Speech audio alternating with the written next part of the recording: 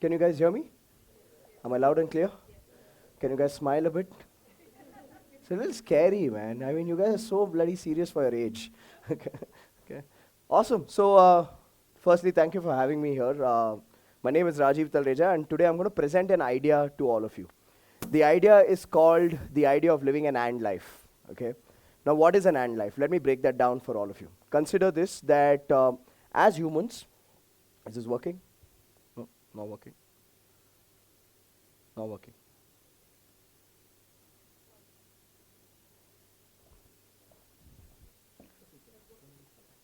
Okay. Oh, it's too hard. Okay.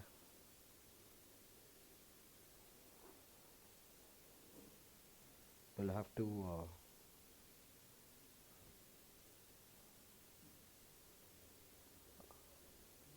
Okay. Everybody pray a bit for this one to work. Okay. So, the idea that I want to share with all of you today is the idea of an and life. And I'll give you a perspective behind it. Consider this, that all of us as humans, there are 7 core areas in our life. Okay.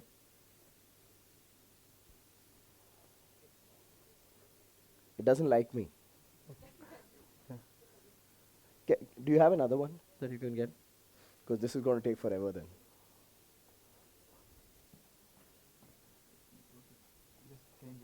Okay.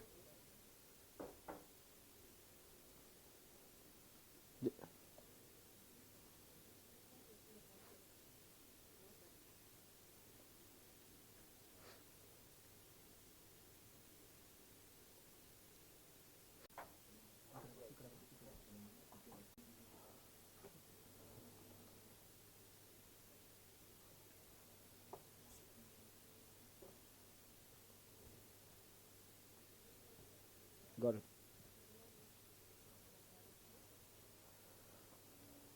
Yep.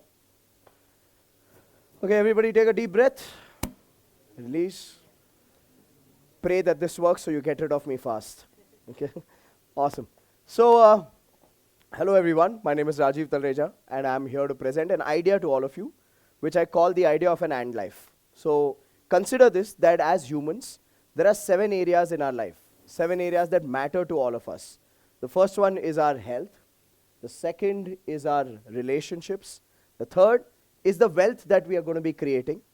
The fourth is our business or our careers. And what you need to understand is your business or your career contributes to your income. How you save and invest that money determines the wealth you create for yourself. The fifth area of all our lives is recreation. And, okay, this thing's not working. You'll have to, can you turn this a bit? Can you keep it this way?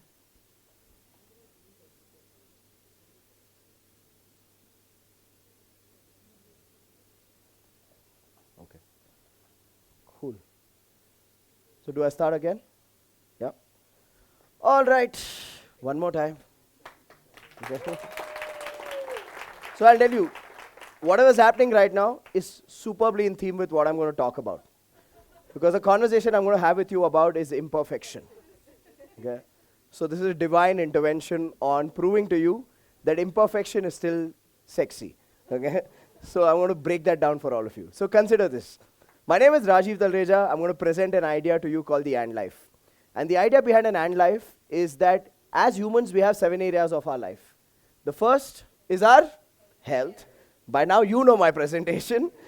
The second is our relationships. The third is the wealth we create. The fourth is our business or career. The fifth is recreation, what we do to rejuvenate ourselves, to re-energize ourselves. The sixth is contribution. And the seventh is our spiritual evolution. Now, consider this. While these 7 areas are critical to every human, as you go through the journey of life, there are fundamentally 2 approaches of living life. There are some people who live an or life. Now, what is an or life? The idea behind an or life is where you see people say this, right? I can either focus on my health or I can focus on my business or career.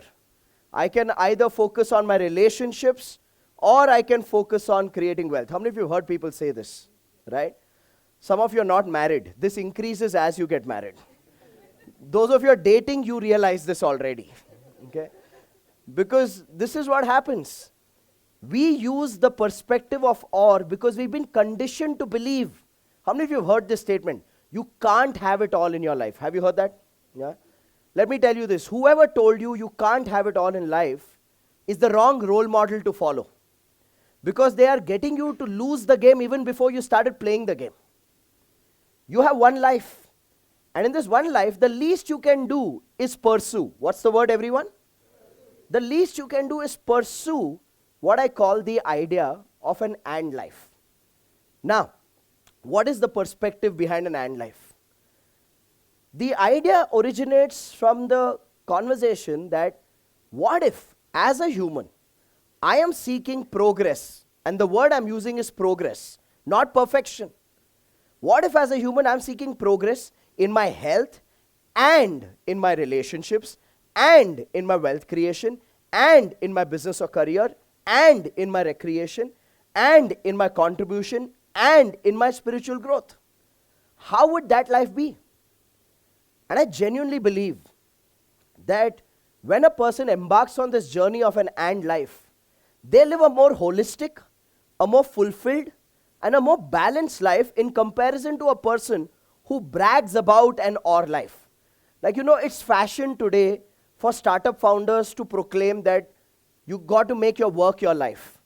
You got to put in 16 to 18 hours per day, only then you can achieve anything significant, worthy of called success. But the reality is this, that's a broken life. That's a broken life. And this idea of a broken life is sold by people who have not experienced a holistic life for themselves.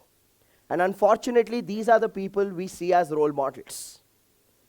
The truth is this, if you really want to just focus on your career and your work, then why marry someone and spoil their life?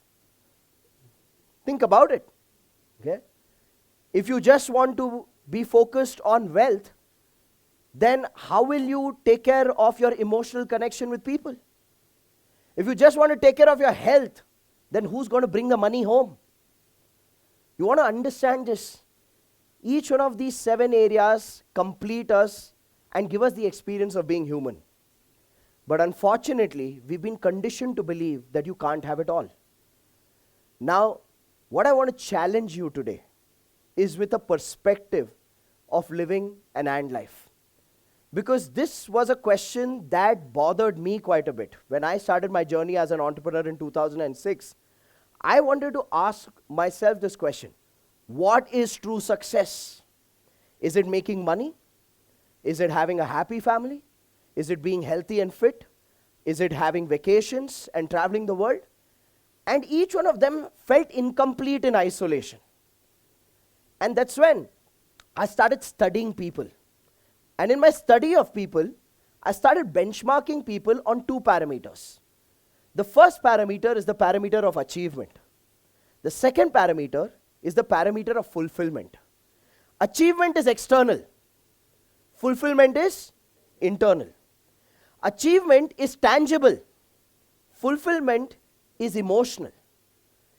And when I started looking at life and people from these 2 parameters of achievement and fulfillment, not just in money, not just in business, but even in relationships, even in their health, I found 4 types of people. The first type of people are people who are low on achievement and also low on inner fulfillment, which means they don't create any kind of progress in their health or their wealth or their relationships or their business or their career or their contribution. And neither do they feel complete on the inside. Neither do they experience joy on the inside. These are the people who land up in this quadrant, which I call the quadrant of depression. Now, when I use the word depression, I'm also pretty sensitive to mental health issues. And my biggest challenge with the idea of mental health is it gets trivialized by people who seek attention, and they don't understand the gravity of it from a clinical point of view. For me, these people here who are low on achievement and low on fulfillment are people who are not willing to take responsibility. They enjoy being a victim. And that's why they land up here. And I'm not talking about people who have clinical depression. because that's a different topic altogether and requires a different level of expertise to talk about.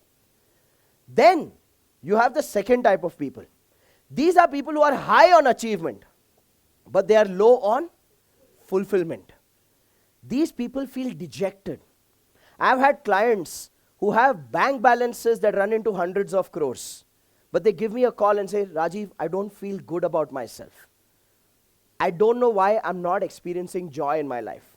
I've had clients who are in professional services like doctors, lawyers, chartered accountants, and they share with me, Rajeev, there are days I don't want to go to my clinic and see another patient.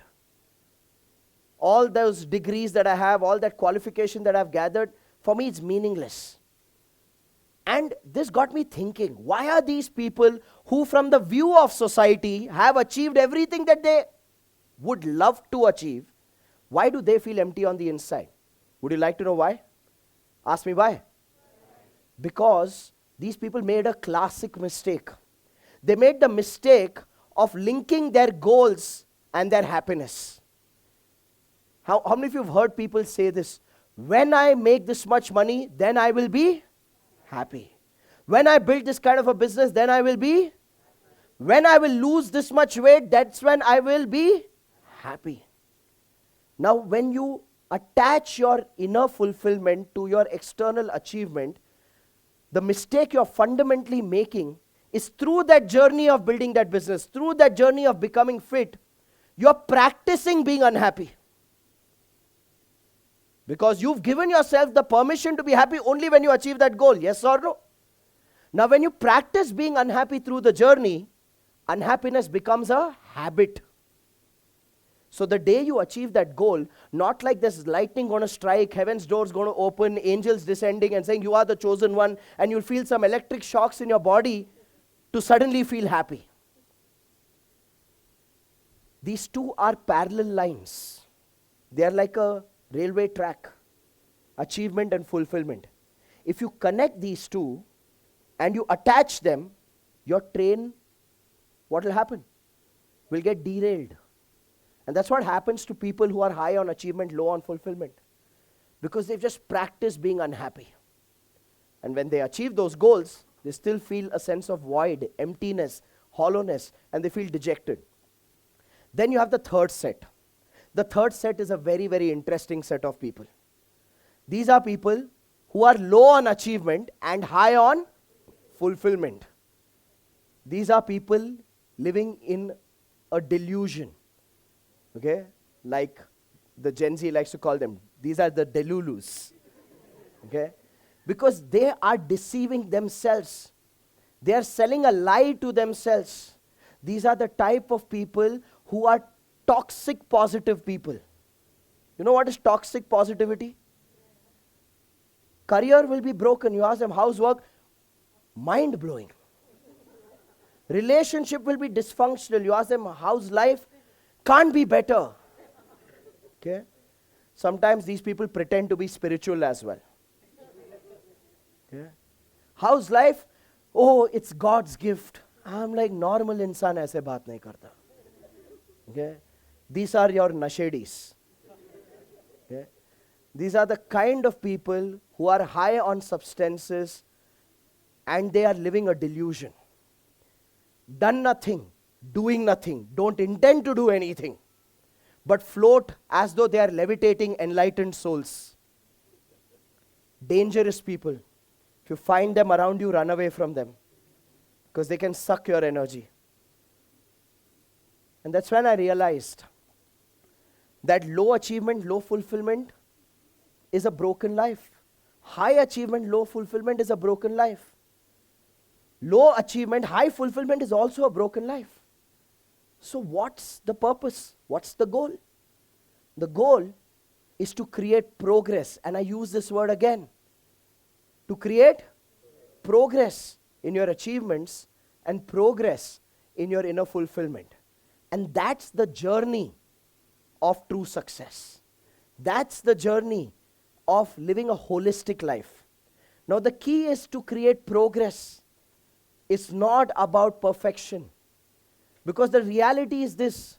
You know, in the journey of pursuing goals, what's the lowest emotional point that a person experiences? Would you like to know? Once they achieve the goal. Because after they achieve it, they're like, that's it. Right? So, instead of playing this game of chasing goals, if you just played the game of progress, where you looked at how do I get better? Because trust me, no matter how much money you make, you'll always look at the next level. No matter how happy you are in the relationship, you'll always look at the next level in that relationship, hopefully in the same one. Okay? No matter how healthier you get, you will always look for what's that next level for you to be younger, fitter, stronger. So the goal is progress. And when you embrace progress as the goal, you have a playfulness to your journey. How many of you agree to that? Yes? Now, why am I sharing this with you? What has this got to do with the conversation we are having today? How does this lead to living an and life, a holistic life? Let me break it down to you through a little story. That is me. That is me in 2013 with my two little sisters. I know I look fitter, stronger, sexier right now. Okay? And that was a stage of my life where I was pursuing perfection. I started my journey as an entrepreneur in 2006, and I had this perception that I got to make crores of rupees, and if I don't, I'm not good enough. Okay? And entrepreneurship is one of those journeys where what you plan is not what you experience. So I got punched in the face in my business. This was a stage of my life where I was bloated, broke, and broken.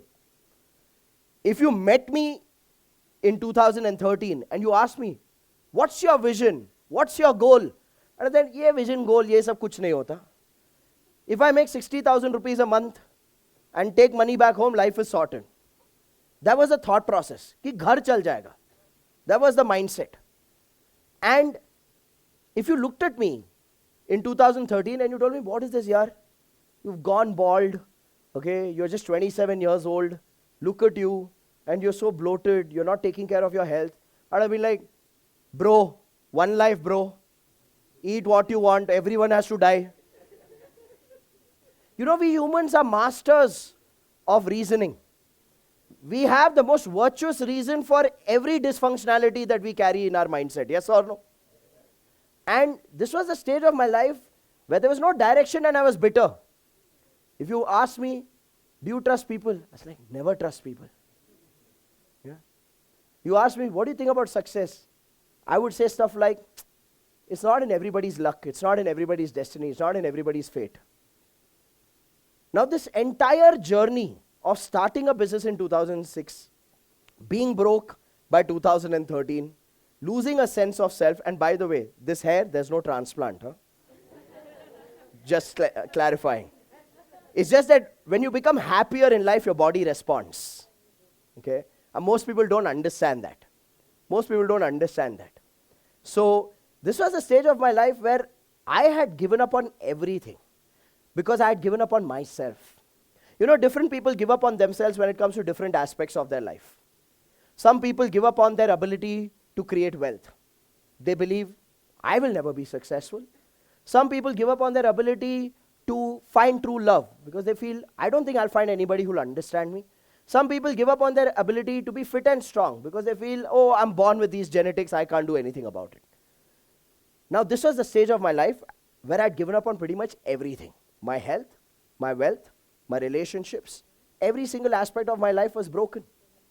And the reason, the root cause for being broken was because of my relationship with myself. Because this was a stage in my life where internally, how I saw myself, how I related to myself, the emotions I experienced towards myself were filled with blame, were filled with guilt, was filled with I'm not good enough, was filled with shame. Anybody here experience any of these or all of these emotions? If you're keeping your hands down right now, you're lying.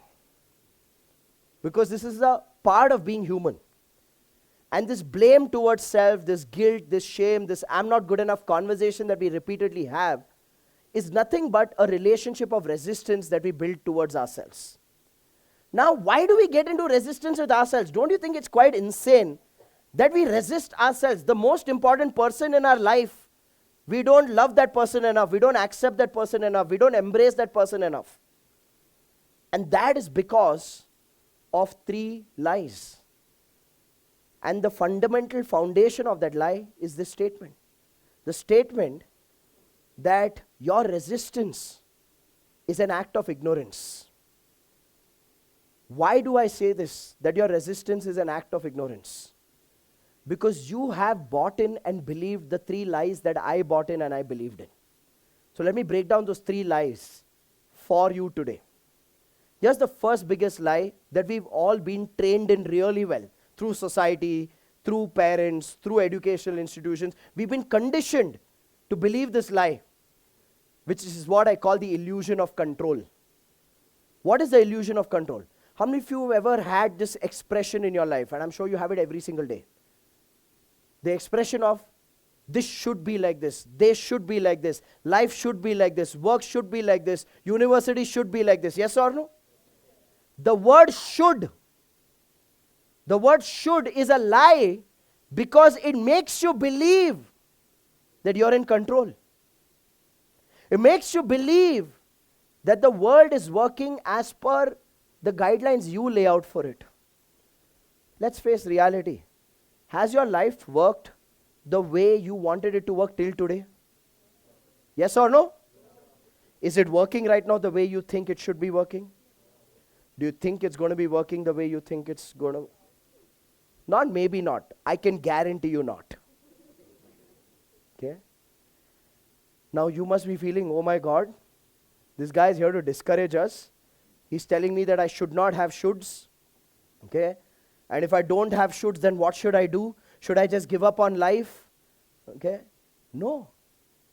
You got to first be aware that your shoulds is your illusion that you are in control. The second lie that builds that relationship of resistance with yourself, the resistance of blame or shame or I'm not good enough or guilt, is this pressure of perfection. At every step of our lives, we are obsessing over getting things right. And our fears come from, what if this doesn't work? What if that doesn't happen? What if I do this course and I don't get a placement? What if I get a placement and I get a sucky manager? What if I get a good manager but the pay is not good enough? The entire pursuit of life is going in the desire for perfection, the need to get things right. And the reality is this. Have you been flawless all your life? Are you flawless today? Do you have any hopes of being flawless tomorrow? But this is what we live and obsess over every single day. Yes or no? The pressure of perfection. And then comes a third lie that really drains our energy and transforms our relationship with ourselves from love to blame and guilt and shame. The third lie is the victim consciousness. Why me? Poor me. I'm such a good person. What have I done to deserve this? Okay? And you know the beauty about victim consciousness, it's more addictive than any substances. Because you know, in Hindi they say, dard mein nasha hai, dard mein maza hai. There's a hidden joy in suffering. And most people love being victims because they enjoy the joy of suffering. The joy of suffering is best experienced in a middle class home. I grew up in a middle class family. And I'll tell you, I was conditioned with beliefs and programs about the world as though it's an evil place. And you, if you believe in someone, you trust someone, you're bound to be broken. I mean, look at the conversation even around money in an average middle class home. A dining table conversation around money is, rich people are manipulative. Kalyug aa gaya hai. Papi paisa bana rahe hain. Right? The entire conditioning is that only if you are evil will you be successful. So you know what happens? As a person who's growing up in that environment, you start making choices. Either you choose to be like your parents, nice, ethical, and broke, or you decide to be not like them. And you decide that the way to success is to put other people down. The way to success is to ruin other people's life, and that's when you can win. I want you to consider this. Victim consciousness is an addiction of those who are incapable and not willing to take responsibility. Because at least they feel like a good human being. And that's what they enjoy the most. And when something that is not as per their shoulds happens with them, they easily hide under the corner of, poor me. What have I done to deserve this? God only tests good people. Have you heard that crap? It's sold in wholesale. Okay? Now when you live your life under these three lies, where you're constantly having this sense of poor me, where you have this pressure of perfectionism, the need to get it right, and you have this list of shoulds on how the world should be, people should be, life should be, career should be, education should be. Tell me something. Will you have energy to pick yourself up to live a holistic life? No. You'll be drained every single day. And that drained energy only feeds into this a lot more. It becomes a self-fulfilling prophecy. Because when you're drained, you again go back to victim consciousness, poor me. These three lies were the biggest reasons for me to fall in my own eyes, for me to not embrace who I am and the abilities that I can build. For me, the transformation began when I started busting these lies. When I started understanding the game, the truth of these perspectives. So let me give you the truth now. Would you be interested in the truth, everybody? So while the lie is the illusion of control, the truth is the space of freedom. Think about it. When I tell people, life doesn't work the way you think it should, most people get scared to accept that statement because they think, if I accept that life doesn't work the way I think it should, then what's the purpose of waking up every morning and putting efforts? Most people dive into that corner of resignation and they live in denial saying, no, Rajeev, you're being negative. No, I'm not being negative. I'm being real. Life doesn't work the way you think it should. And when you see it without judging it as good or bad, you set yourself free. Because think about it. You will have shoulds for the rest of your life, in your health, in your wealth, in your relationships, yes or no? And you will face regrets no matter how many shoulds you have, yes or no? Now when you understand that you will always have regrets, then how many of you agree you can choose your regret? Let me explain that to you. The girl I'm married to today was the girl I was pursuing when I was much younger. She was not interested in me for one simple reason. She said, you are Sindhi, I'm Gujarati, it'll create complications in the future. So I asked her this question. I said, look, you think you should marry a Gujarati, right? She said, yes. And I said, do you think by you fulfilling the should of I should marry a Gujarati, you will not have fights with that guy? She said, I will have fights. Do you think you will not have regrets when you're fighting with that guy saying, I should have gone with that Sindhi guy? Yeah. She said, yeah, I may have that regret. And I said, you know what? If you decide to date me and eventually things work out and we get married, will we fight? Yes. Will you have regrets that why did I marry this guy? Yes. So you'll have regrets either ways. Choose your regret. She chose.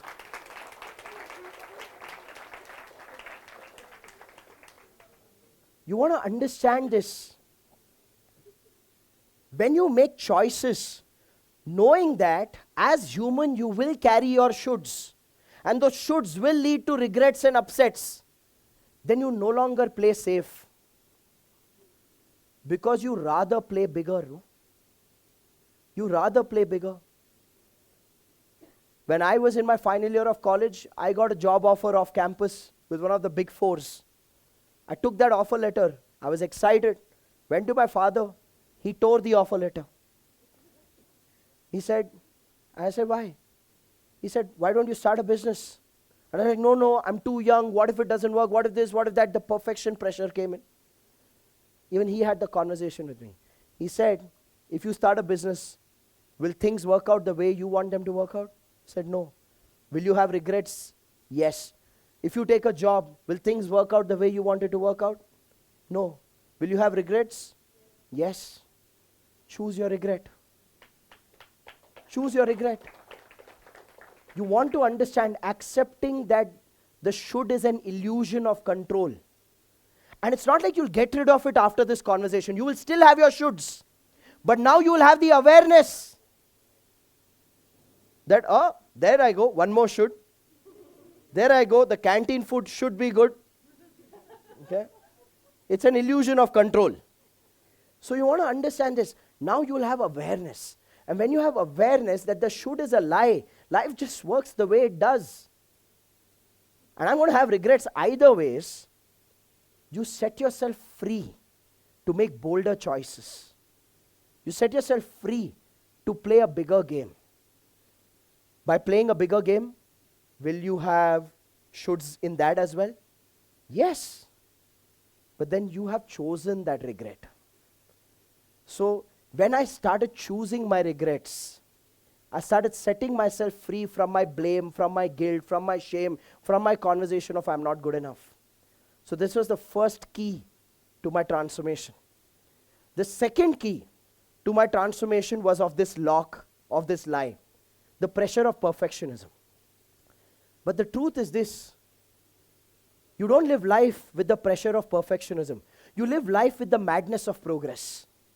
Because think about it, perfectionism is a lie. It's a myth. It does not exist. You will not get everything right. Now when you embrace this, and I'm using the word embrace, not just understand. Understanding is logical. Embracing is something that you experience in your body. When you embrace that perfection is a lie, because you understand and realize that perfectionism only kills action. Because think about it. Every time you have to make a decision, if you go into this desire to get it right and you go like, what if it doesn't work? How many of you realize that what if it doesn't work paralyzes you? It doesn't even allow you to take the next step. Yes or no? So the truth is this: perfectionism is a lie. It's a myth. It doesn't exist. It kills action. The reality is progress is the key. Progress is more important than perfectionism. Because in the game of progress, we are not looking at ultimate accomplishment and achievement. We are not even measuring that. We are just measuring, are we moving? Are we getting better? And when you play the game of progress, you set yourself from the fear of judgments of perfectionism. When you play the game of progress, you understand that version 1 is better than version none. Yes or no? Version 1 is better than version none. Some action is better than no action. Some progress is better than no progress. Perfectionists get stuck in analysis paralysis. Their mind is analyzing, will it work, won't it work, what if it doesn't work, and the body is paralyzed. They don't take action. So being a perfectionist is not a strength. It's actually a disease. It's a disease which hijacks your decisions and keeps you where you are. I've heard so many people say this, oh Rajeev, I had this idea, but Zomato executed it. Yeah. I had this idea, but Uber executed. Now that guy built Zomato, you are still eating tomato. Yeah. That guy built Uber, you are living life with Gobar. Because you were a perfectionist, you didn't get started. You want to understand this. The journey of success is shabby. Anybody who claims that they had the most seamless experience of growth, either in their health, wealth, or relationships, is a liar. Is a liar. Success is not a straight line from point A to point B. You know how success works? This is where you are today, this is where you want to go.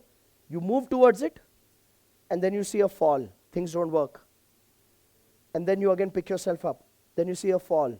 Then you go through this entire jalebi called life. And then finally, as you persist, you reach here. So it's not a straight line. Version 1 is better than version none. In fact, in the game of success, in the game of achievements, the person who's failed more number of times is more successful than the mediocre people who've not even tried that many times. Test this out everywhere you go. The richest person in the room is the person with the highest number of failures. Because the average people don't even try. The average people don't even try. But now when you embrace this truth, you set yourself free from the pressure of perfectionism. You realize that the purpose is not to get things right. The purpose is to be in progress, to keep moving. Ye nahi chala, kuch aur. Wo nahi chala, kuch aur. Figure it out. That's how you evolve. Which was my second key of transformation. Which brings me to the third key, to this lock, to this lie. The victim consciousness, the why me, the poor me. The truth is this. You can't waste your life living like a victim. You got to be a playful warrior. And the key word there is playful. We've been conditioned by society with flawed milestones. When you were in your 7th grade, they told you board exam, 7th standard. I don't know if they still do board exams in 7th. When I was doing state syllabus, we had a board exam. Okay? Very, very important. Then you reach 10th grade. Very important. Then you reach 12th. Very important. Then you reach degree. Nothing's important. Those are 3 years of chilling. Okay? Then they say final year. Very important. Placement. Very important. When you get that job, they say appraisal. Very important. You've been sold this lie that you are some kind of a racehorse who's participating in an obstacle course. And you have to keep jumping these obstacles to win. No, my friend. The purpose of life is not for you to bog yourself down unnecessarily. It's for you to have a playful journey. So have a playful journey. For me, accepting that I can be playful was the biggest act of kindness I had on myself. Because in this reality of the world that has been sold to us the way it has, we've been conditioned to believe that certain things are failures. Certain things are drawbacks. Certain things are setbacks. And they shouldn't happen. But if you look back, your biggest drawbacks, your biggest setbacks have been the biggest turning points of your life. Success doesn't teach you anything. It doesn't teach you anything. All those experiences that you perceive as failures or label as setbacks, they were actually your badges of honor. Because they helped you evolve. So that breakup that happened was to challenge you, to teach you something. That rejection that happened was to challenge you, to teach you something. And learnings are never going to limit you. Learnings are going to set you free. What do I mean by that? For a lot of people, what happens is when something doesn't work the way they think it should have, they go to the other extreme. You went through a betrayal, you go through the other extreme. I will never trust people. I learnt my lesson. Sorry, that's not a learning. That's a limitation. That's a limitation when you oscillate to the other extreme. True learning sets you free, gives you joy. It doesn't limit you, it doesn't scare you, it doesn't put you in a box. So when you start understanding that every experience that you considered as a setback was actually a treasure of learning, that's how you evolve. That's how you grow. That's how you embrace your own evolution. And when you obsess over this idea of failing forward, because that's the only way to evolve, then you take on bigger games. Because the reality is this, the bigger your game, the bigger your challenges. The bigger your challenges, the bigger your failure. The bigger your failures, the bigger your lessons. The bigger your lessons, the bigger your wisdom. The bigger your wisdom, the bigger your growth. People waste their life playing too safe.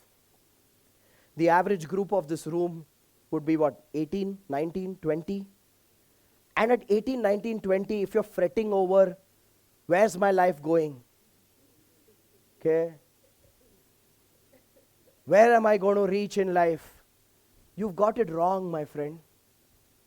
I know people in their 40s who still don't know where their life is going. You rather play courageously because you have the runway to play courageously. You rather experiment and get things wrong and wear those things that you thought were wrong as your badges of honor. I say this to you with absolute certainty. The people from this room who will shine are the ones who are going to get their hands dirty, who are going to taste some dust in the next 10 years. Not the ones who are going to play it safe and get things right as per the prescriptive model of the world. For me, embracing these three truths set me free.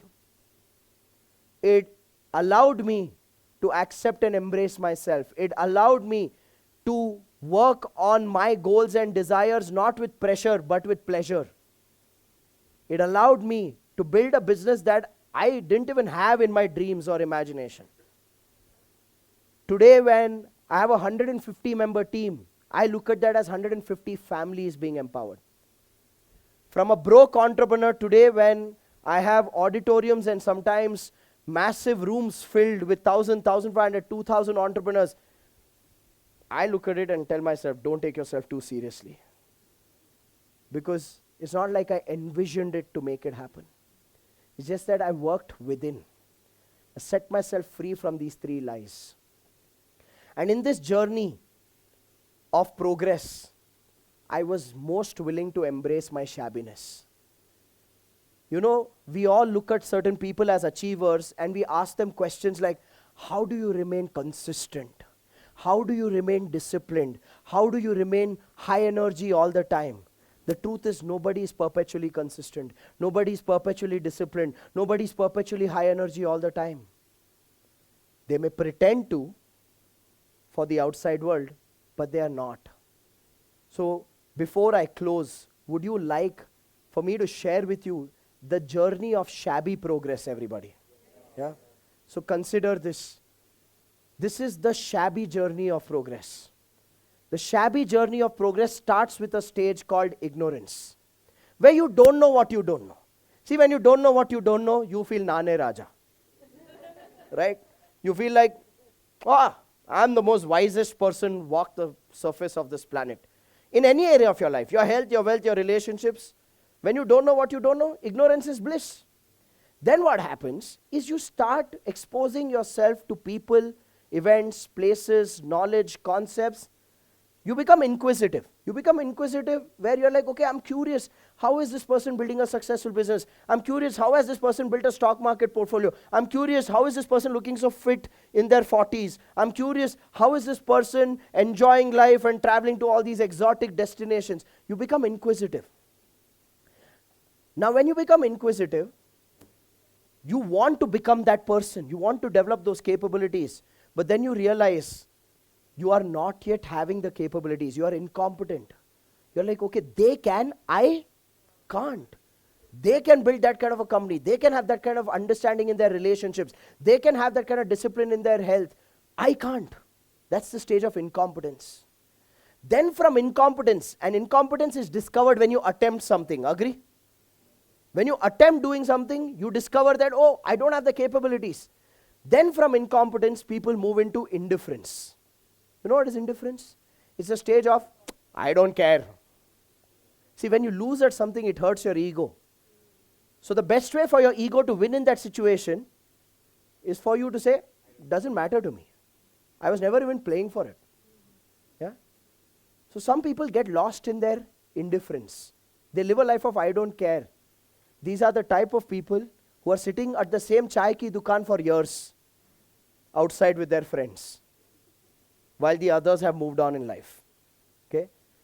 Then you have this moment of inspiration, where again you encounter a person, an event, a conversation, a piece of content that inspires you. It reignites that passion where you're like, okay, I'll do whatever it takes. I know I tried in the past, it didn't work for me, I'll do whatever it takes now. Then from inspiration, you go into a stage called impatience. Saying, see, this time I'm trying, but it's still not working for me. It's like going to the gym after hearing a fitness podcast. Okay? It's like for 1 full week, 7 full days eating clean, but still not seeing a difference. That's frustrating. Yes or no? Yeah? So that's where the impatience happens. It's like, it's working for everybody else, but it's not working for me. Somehow, the universe is conspiring against me. Okay? Victim consciousness tends to come back here again. But then comes the moment of wisdom, where you understand, where you truly become intelligent, that it's not about that goal, it's about the journey, it's about the process. When you commit to that journey, when you commit to that process, that's when you start seeing benefits. Now, when you have that wisdom with you, that this is the way I want to be. I want to pursue my health goals, my relationship goals, my career goals, my wealth goals, my recreation goals, my contribution goals. I just want to pursue them. I'm not expecting everything to happen and everything to fall in place every single day of my life. No. But that's constructive chaos. It's better than the chaos of survival, no? So when you have that wisdom and you pursue that holistic life, then you reach a point of impact where you start seeing results. You start seeing your health working, your relationships working, your wealth growing, your business growing. And when you stay consistent with impact, then it becomes your image, it becomes your identity. This is who I am. So ladies and gentlemen, anyone who you see as an icon for any aspect of their life goes through this journey. Unfortunately, what we see is only the last two. What we don't realize is the turmoil that all of us need to go through in this shabby journey of progress. So I want to leave you with a thought. As humans, would you agree that each one of us have imperfect senses? Yes? Which means what? I am seeing you. Am I seeing all the experiences you've been through life that makes you who you are today? My eyes are imperfect. I am hearing you. But can I hear all the conversations that you've heard that makes you believe what you believe till today? No. My ears are imperfect. Now with imperfect senses, we can only make imperfect decisions. With imperfect decisions, we can only live an imperfect life. So the reality is this: you are imperfect, and that is perfectly perfect.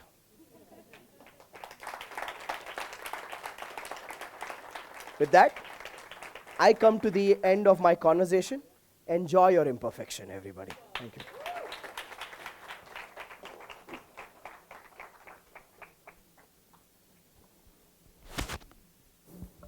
Check. Thank you so much. Can I have a huge round of applause for Mr. Rajeev Talerja once again, everyone. It was really an impactful session, TEDx at Presidency University. Thank you for letting us know where we are going wrong at this very young age. And whatever you have said, like closing this talk with, I am imperfect and that is perfectly perfect. Thank you, sir. Now I request our Samina ma'am, Registrar of Presidency University, to kindly felicitate Dr. Rajeev Talerja.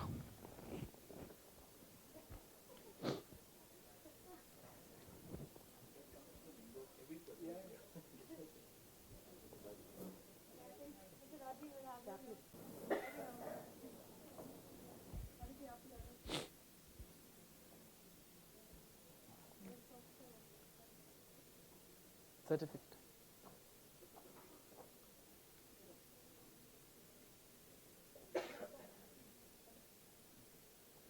So, go from this side.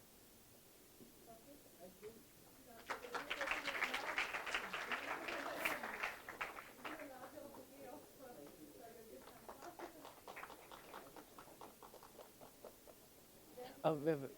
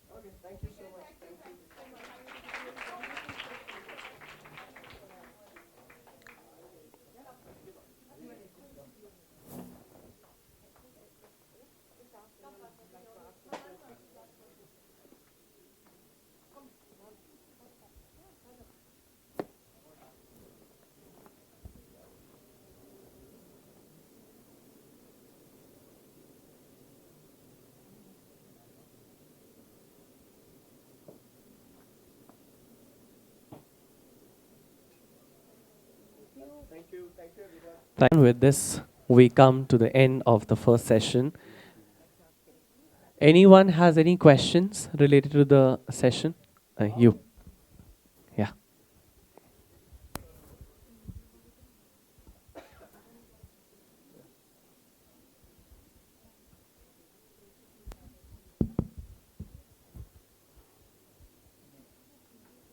Hello, sir. I'm Vadan. Vadan. Yeah, I'm Vadan. Nice to meet you. Sir, thank you. So, sir, as you told, this being imperfect is completely perfect. Yeah. But then this Gen Z, so-called this 18, 19, 20-year-old kids we are. Yeah. So, as we have to embrace this phase of life. Yeah. So, as you told, enjoy this phase of imperfection. Yeah. Sir, can you elaborate on this? So, this phase of life where ups and downs come, where the phase of ups we do enjoy them, but then the phase of life which actually takes us down, we feel depressed, like not the clinical depression in the sense. I know, depressed is easy Yeah, today. so how to take this phase of life personally or professionally, how to balance this? So I'll tell you, I believe each one of you have the biggest advantage and the biggest disadvantage being a Gen Z. The biggest advantage is that you probably have resources like no other generation ever had. And you have the exposure like no other generation ever had. That's your biggest advantage. Your biggest disadvantage is the same thing. Because of the amount of exposure and resources at your disposal, you tend to believe that things have to work the way you want them to work. And when life slaps you on the face or knocks you and gives you some punches, you're probably not emotionally equipped to handle those punches. I've seen a lot of young people being way more fragile than most people who have much more grave circumstances to encounter. So, feeling sad, feeling low is normal today for every single thing, right? The way to stand out is to choose to do things that are not normal. So while everybody else is feeling that it's okay to feel low, it's okay to feel sad, I am with you, bro, you be like, I don't want to be a wimp. I don't want to wind my life out. I'll be different from the others. I think the easiest solution I can give you to break out of the challenges that your generation has is to do the exact opposite of what everybody else is doing. So if everybody else is sulking and whining in a situation, you be a warrior and you stand up and say, it's a part of life. Why sulk and whine? Yeah. That would be the best way to stand out. Yeah? Cool. You got my answer. Thank you so much, sir.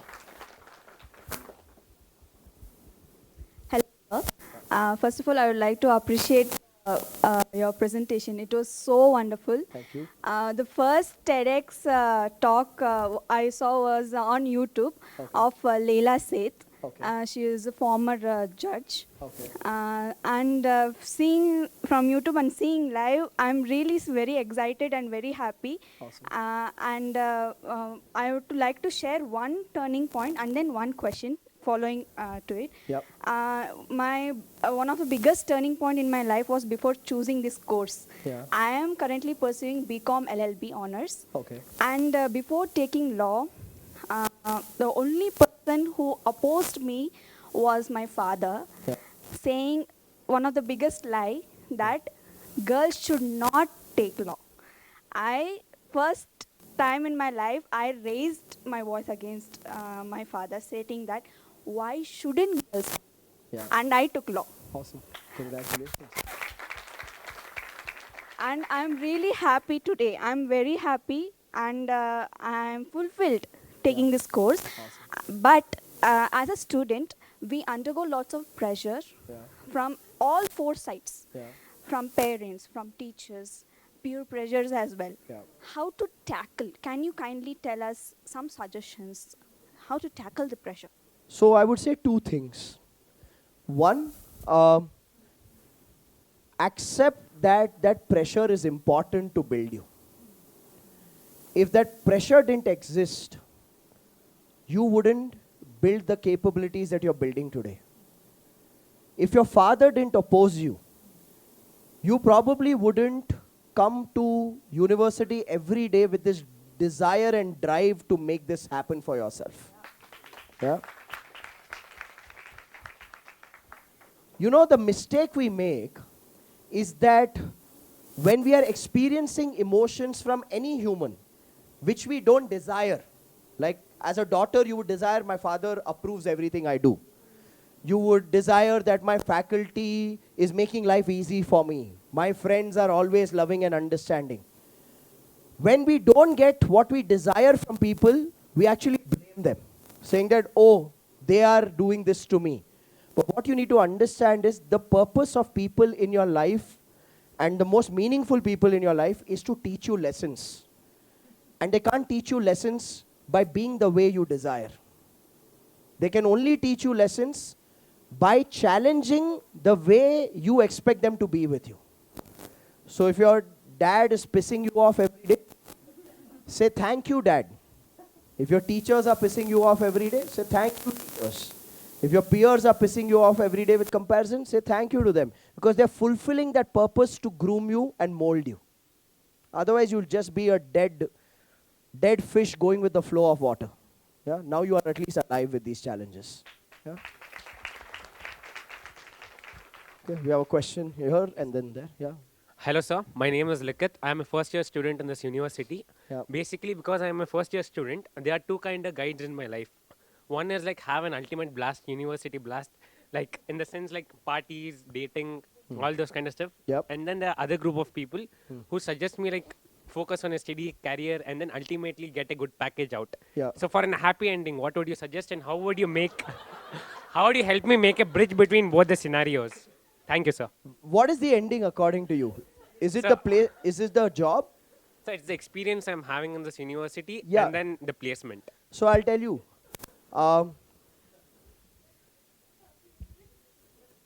Both those extremes are unhealthy. Both the extremes are unhealthy. Which means what? If you're going to be the guy who's going to come to university every day saying, I want to be Shah Rukh Khan from Kuch Kuch Hota Hai, okay, or Dil To Pagal, whichever that movie was, yeah, Kuch Kuch Hota Hai. If you're going to come to university every day with that expectation that I want to live life like Shah Rukh Khan, be the ultimate romantic boy in college, then you will borderline being irresponsible. If you come to the other extreme saying, oh no, Amma, Appa, I spend money, I have to study hard, I have to get placement, I have to retire my father, I follow finance with Sharon, so I have to do fire. Okay. If you have all these things and you're going to come with that pressure every day, you will be boring and choked. Okay. I think the beauty of life is in taking flavors from everything. You got to have fun and you got to have focus. You got to have both. And when you embrace both, that's when you have a happy ending. Yeah? You know, I studied in a bloody strict college. I mean, I joined that college thinking life will be kuch kuch hota hai. It was actually kante. Okay. And I remember once the vice principal called me and he was known to be a terror. And he called my parents. And in front of my parents, he said, how much did you score last semester? I said, 91%. He didn't know what to say. So see, I had the marks to back me up. And I was creating experiences every day to make sure I land up at the vice principal's office. So I did both. Yeah. Yeah. Yes. Good afternoon, sir. Good afternoon. I'm Nisarga. Yeah. And I have two questions for you. Yeah. So you said one sentence which left me intrigued a lot. And it's that the richest person in the room is the one with the highest number of failures. So you're suggesting that we try and we fail. We try and we fail until we reach the success. Okay. So in this process, don't you think that we are losing a lot of time trying and failing until we... Okay. Good question. the Very good question. So let me break this down for you. Okay. Let me break this down for you. So I'll break this down in two parts for you. One is the time aspect of it. Second is the failure aspect of it. Okay. Let me tell you a story. So there was a person who migrated from Mexico to the US as an illegal immigrant. Okay. This was in the 1980s. And he crossed the border, entered the US to live the great American dream. zero connections, zero contacts, wanted to get a job, had no education qualification. So in that era, for a person with no education qualification, the only opportunity to make good money was to become an insurance agent. Because when you become an insurance agent, you're not on the salaries of the company. Whatever you sell as insurance schemes, you get a commission for it. So he enrolled himself as an insurance agent. Now he had zero contacts. So here's what he did every single day. He stood at the junction at the Times Square in New York, which is one of the most busiest streets in the world. And he approached strangers. He walked up to strangers, introduced himself, saying, "Hi, my name is so-and-so. Do you have 2 minutes of your time? Can I talk to you about insuring your family?" Now, think about it. Someone walking up to you on the middle of, say, MG Road here in Bangalore, what would you do? You'll run away. You'll avoid that person, right? Now, he would do this every single day, and here's what he realized. For every 100 people he approached, one person would buy an insurance scheme from him. Now, watch. One person is buying out of 100 people. It's easy for him to focus on the 99 who didn't buy. Now, if he focuses on the 99 that didn't buy, how would he feel? What would be his emotional experience? Demotivated, down, dejected, depressed, saying, "What the hell, this is so hard." This man got excited. He got excited saying, "Wow, now I know my formula. For one sale, I need to get 99 rejections. I need to talk to 100 people." So he started keeping targets. He said, "Okay, I want to sell 10 insurance schemes, which means now I have to talk to 1,000 people, get rejected by 990 people." Now he started talking to strangers more aggressively. And he was counting back. Okay, 990, 989 more to go, 987 more to go, 986 more to go, 985 more to go. He was getting excited with every rejection, saying, "I'm moving towards my goals." This man, in the next 1 year, went on to earn commissions through insurance sales, which was higher than the salary of the CEO of the insurance company. So the CEO of the insurance company didn't have that kind of a fixed pay pack as much he would earn commissions. So now the question is, what is failure? Failure is a notion that we have that things are not working the way we want them to work. But what if you understood that everything is working for you, not against you? Which means if you didn't get that internship, it is actually for you. And I'm not talking to you about just plain simple positive thinking in everything. If that relationship with that guy didn't work, it's for you. It's not the right guy for you. Right? Life is working for you, not against you. Now when you ground your foundation in that philosophy that life is working for me, how do you experience this so-called failure? You're free, you're not emotionally drained by it. Now, to do with time. Say, for example, if this guy said, no, 99 failures to get one sale, too much effort, too much time waste. Let me do one thing. Let me take a safer job than this. At least I'll make some money. Let me become a waiter at McDonald's. What would be the trajectory of his career when he would have chosen the path of becoming a waiter at McDonald's for a fixed salary versus the trajectory of career he built for himself when he chose the path of putting himself out there and saying, "Pay me on performance, I'll be an insurance sales agent." So this entire illusion that we will lose time is a lie. Okay? You will never lose time. There's enough time. We act like there is not enough time. We act like, oh, 21 job, 24 marriage, 26 baby, 28 house, 32nd child. Most people who followed that template are actually not happy. So you don't have to live life through a template. That template has been given to society, you know why? So that we kill the creative expression of people and we treat them like sheep. कि तुम line में आओ, line में जाओ. Okay? Truly successful people line में खड़े नहीं होते. ये याद रखना. Got it?